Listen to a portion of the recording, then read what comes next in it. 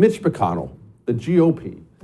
Kira, it's not exactly a secret what I feel about the low T GOP, but when I see clips like this from Mitch McConnell, I find them to be so disheartening because it looks like they're not even close to caring about what we care about. Here's Mitch. Making sure the Defense Department can deal with the major threats coming from Russia and China,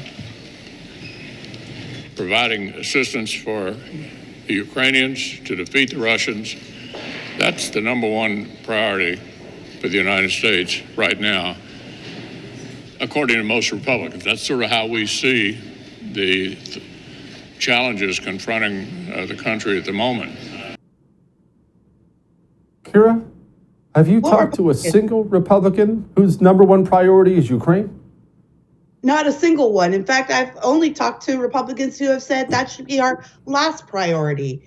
Now, I've talked to plenty of Democrats who think Ukraine should be our number one priority for whatever odd reasons. But yeah, this is just another sign of the complete disconnect between the Republican Party and the voting base. I even saw it when I was running for school board here, Jesse, in Southern California. As you know, I lost that race, but one of the issues that I and other candidates in my area had is the state and county GOP really just not understanding the temperature of the electorate right now. So part of our problem, besides whatever shenanigans might be going on the Democrat side and with elections, part of the problem too is that, I'm sorry, the Republican voter base is getting less and less motivated every day. And that is because leadership is stuck in 1992.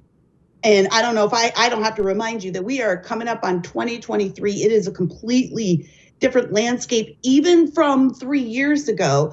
So to even rid ourselves of a lifer like Ronna McDaniel, someone who's just in the system forever, even to do that sends some kind of message. You know, it's like they're not hearing us, and I'm not sure what can be done to make them hear us, except for some important people to lose their jobs. Doesn't look like Mitch McConnell is going to lose his job anytime soon unless he drops dead. But there is a chance for Ronna McDaniel to be made an example of. Yeah, why would they hear us, Kira? And honestly, this is something I've been expressing the past couple of days.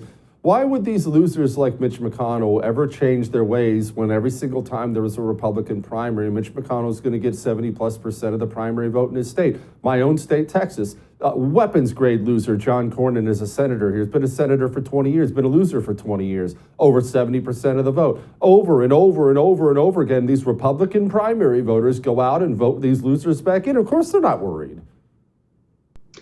Yeah, they're also not worried because they're all protected by the DC bubble, you know, the Beltway bubble. So they're once you get inside the Beltway, you know this just as well as I do, Jesse. Once you get inside the Beltway, those people are all the same. Democrats, Republicans, they're all working together. They're married to each other. Their kids go to school together. They go to the same cocktail parties.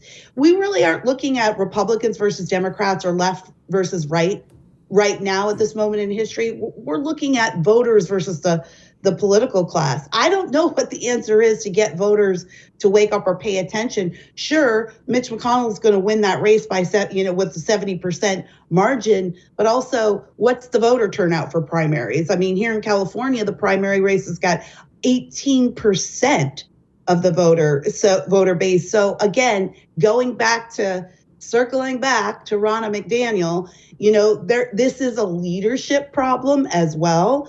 And that's what has to change. So maybe we can't change leadership at the election level, but there seems to be a lot of buzz to get the RNC leadership changed. It's a small sliver of hope, I realize, but it's one I'm clinging to, because once you have that leadership change, then you have somebody, hopefully, who is going to be willing to go out there and do the work of motivating the base to get out there. No Republican candidate should be satisfied with an 18% primary turnout in their state. It's pathetic. And the fact that it keeps happening says that the GOP is not doing their job. Did you enjoy that? I know you did. If you did, you can go to thefirsttv.com/support and watch the whole thing, our special on rebuilding the GOP, which very much needs it. Thefirsttv.com/support.